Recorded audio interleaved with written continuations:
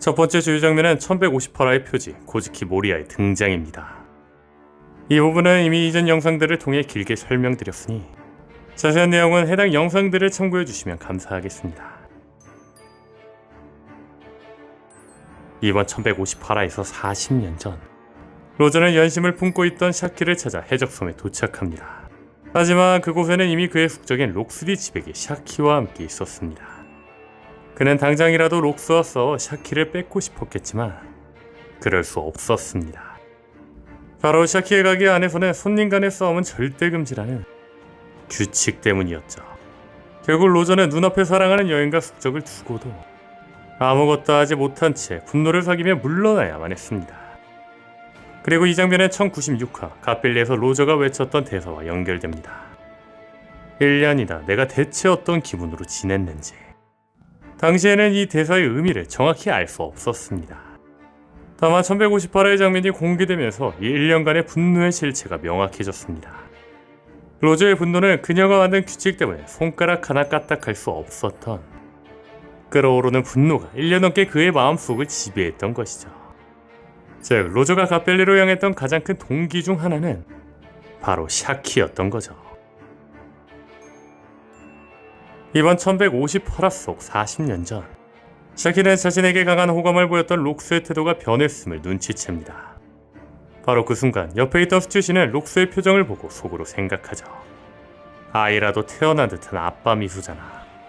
여기서 주목할 점은 현 사왕 검은 수염 티치의 나이가 40세이며 해당 장면의 시점 역시 40년 전이라는 것입니다.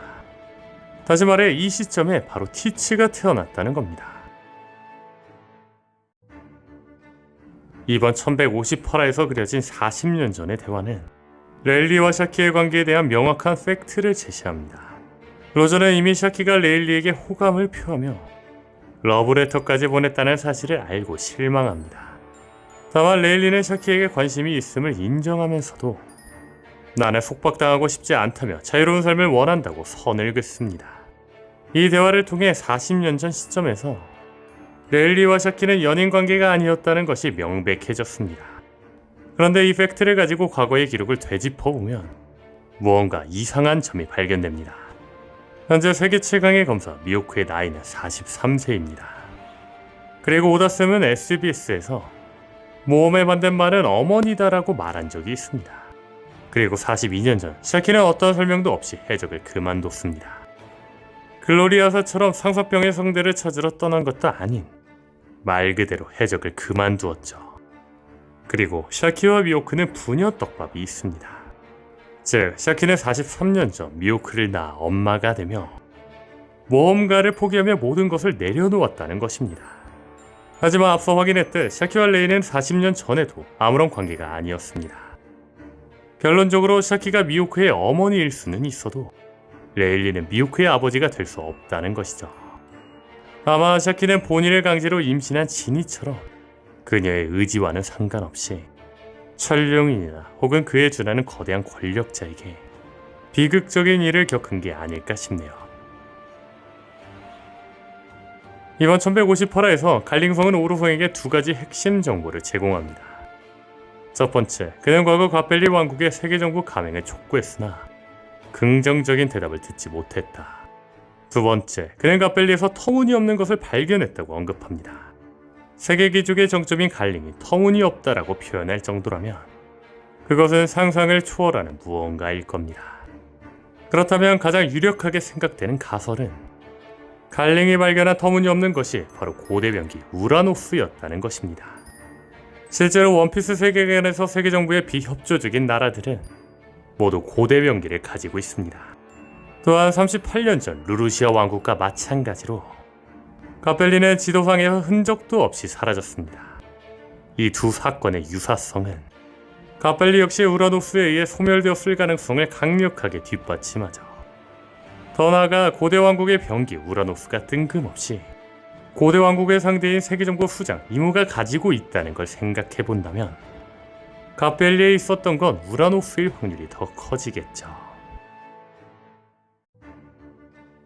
과거 베가펑크의 표지 연재 속 회상 장면에서 오로성은 실루엣으로만 등장했습니다.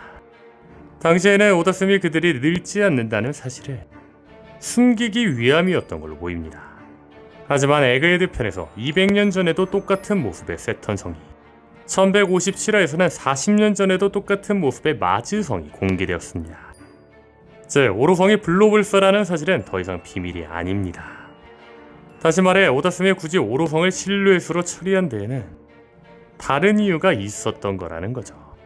그렇다면 주목할 점은 1157화의 40년 전 회상입니다. 다른 오로성들은 현재와 비슷한 실루엣이지만 유독 농무를 담당하는 셰퍼드 주피터 성의 실루엣만큼은 지금의 모습과 완전히 다릅니다. 이는 40년 전의 오로성 멤버와 지금의 멤버가 다르다는 가설에 강력한 힘을 실어줍니다. 이 가설이 맞다면 기존의 오로성은 왜 주피터 성으로 대체된 것일까요? 이에 저는 주피터 성이 지백을 죽이며 새로운 오로성으로 교체된 게 아니냐는 추측을 제시했는데 최근 생각이 바뀌었습니다. 현재 진행되고 있는 엘바프 에피소드는 블로불사로 추정되는 이무에스아들 공략 방법을 알려주는 역할을 할 것으로 보입니다. 실제로 엘바프에서 로제적단의 스코퍼 가바는 블로불사인 신의 기사단에게 유유타를 먹였죠. 이러한 흐름 속에서 엘바프 에피소드 중간에 나온 갓벨류 해상편에서 블로불사인 오로성을 누군가 죽이며 어쩔 수 없이 주피터 성이 새롭게 오로성으로 들어오는 장면이 나올 수 있습니다. 그런데 이 가설대로 블로불사인 오로성을 죽일 수 있는 존재가 있다면 그는 평범한 강자를 넘어 그 방법을 아는 전설적인 인물이어야만 합니다. 더 나아가 누군가를 죽이는 것이 어색하지 않은 인물이어야겠죠. 즉, 록스디 지백은 세계 정부의 최고의 오로성을 살해한 유일무이한 인물이 아니었을 거라는 거죠. 이번 1158화에서는 록스와 하랄드의 우정이 오로성의 교묘한 이간질에 의해 결국 파탄나는 모습이 그려졌습니다.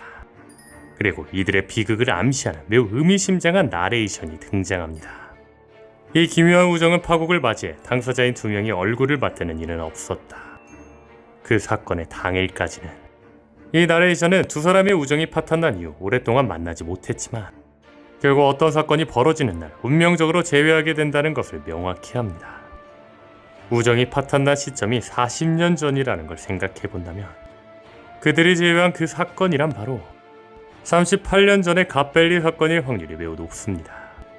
이러한 전개를 생각해본다면 갓벨리에서 록스디 지백에게 마지막 일격을 가해 숨통을 끄는 것은 그의 옛 친구였던 하랄드일지도 모릅니다. 하지만 하랄드가 록스를 죽였다 하기에는 이번 1158화에서도 하랄드가 록스를 죽이지 못하는 장면이 나왔습니다.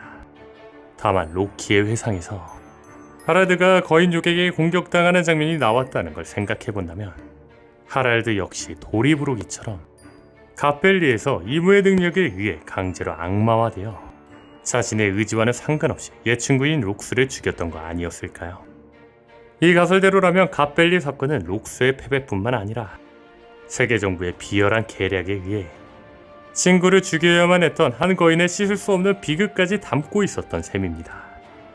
이 가설대로라면 록스와 하랄드의 비극은 엘바프 거인족 전체가 이번 최종장에서 밀짚모자 일단과 동맹을 맺고 세계 정부와 싸우게 될 역사적인 참전 명분 그 자체가 될 수 있을 겁니다. 물론 공식적으로 로저와 가프가 록스를 죽였다고 알려져 있습니다. 하지만 세계 정부가 알리는 내용은 거짓인 경우가 많습니다. 더 나아가 분명한 건 로저와 가프가 록스를 패배시켰을지는 몰라도 그들이 록스를 죽였을 것이라고는 생각되지 않죠. 이번 1158화에서는 39년 전 갓벨리의 모습이 그려졌습니다. 그리고 그곳에는 피가랜드 갈링성의 쌍둥이 아들 샹크스와 샴록이 등장했습니다. 여기서 가장 중요한 사실은 이들의 어머니, 즉 샹크스의 어머니가 갓벨리에 있었다는 점입니다. 이는 그녀가 갈링처럼 천룡인이 아니라 갓벨리 왕국의 일반 주민이었을 가능성이 매우 높다는 것을 시사합니다. 또한 이 추측은 40년 전 갈링이 오로성에게 처리할 일이 있어 잠시 정착했다고 보고하던 장면과 연결됩니다. 샹크스의 어머니가 갓벨리 주민이었다는 걸 생각해본다면 그가 말한 처리할 일이란 바로 한 여성과 사랑에 빠졌던 것이죠. 그러나 이 로맨틱한 추측은 바로 다음 장면에 이어지는 갈링의 행동으로 인해 비극으로 돌변합니다. 갈링은 자신의 아내와 갓난아기인 샹크스, 샴록이 살고 있는 갓벨리를 천룡인들의 가장 악랄한 오락거리인 인간 사냥 대회의 개최지로 직접 추천했다는 것입니다. 어떤 이유든 갈링은 자신의 손으로 아내와 자신의 터전을 지옥으로 만든 장본인인 것입니다. 이 끔찍한 진실이야말로 훗날 샹크스가 천룡인의 세계를 직접 보고도 결국 하계로 돌아올 수밖에 없었던 이유이자 그의 쌍둥이 형제 샴록이 언젠가 아버지에게 등을 돌릴지도 모르는 가장 강력한 계기가 될 수도 있겠죠. 오늘 영상은 여기까지입니다. 시청해주셔서 감사합니다.